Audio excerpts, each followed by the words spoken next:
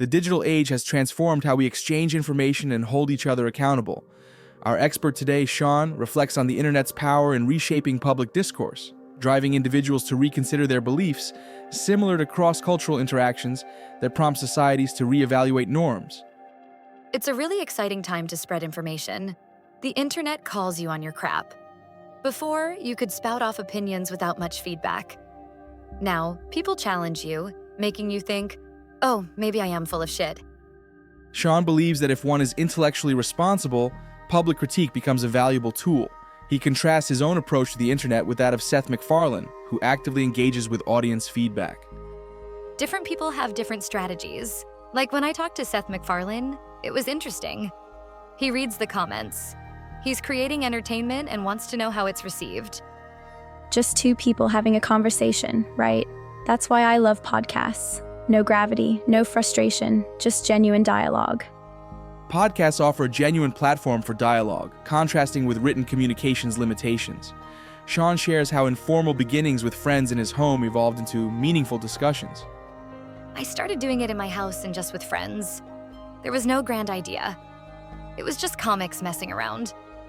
For Sean, Twitter remains merely a tool for sharing content, shunning its contentious nature. He focuses on promoting thoughtful exchanges rather than direct confrontation. Twitter is for linking, not for thinking. It's a terrible medium for conversing. Too much room for misunderstandings and aggressions. I block anyone who makes my experience less pleasant. In conclusion, the internet's influence on public discourse mirrors cultural shifts, with podcasts revitalizing the art of conversation amidst an evolving media landscape. In a spirited exchange, the intricate topic of quantum mechanics takes center stage as misconceptions in popular media are brought to light. The film What the Bleep Do We Know is a prime example where misrepresentation led to confusion about the nature of reality. They said, "We're doing a documentary about quantum mechanics." And they sat him down with leading questions like, "Doesn't this mean that we're bringing reality into existence by looking at it?" And he's like, "No, that's not what it means."